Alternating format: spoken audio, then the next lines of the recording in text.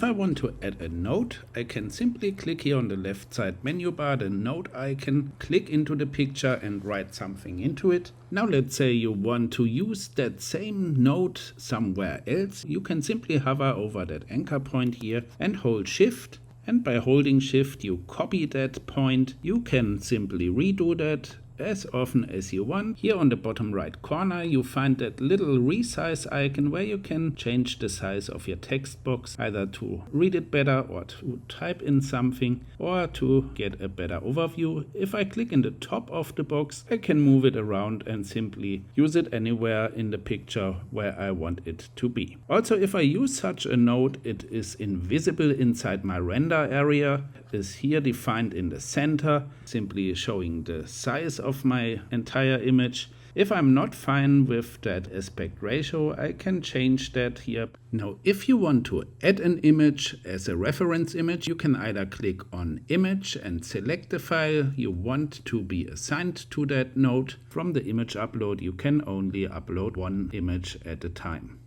Now, if you have uploaded an image as reference, you can also go into the text box and use the screenshot copy paste. In this case, I use Command V, so I can integrate another picture. I could then do a couple of different screenshots, one after the other, and simply use that Command V. And by this, I can combine different inputs as reference images. One is the uploaded reference image, and the other two ones are samples, which I just did by screenshot.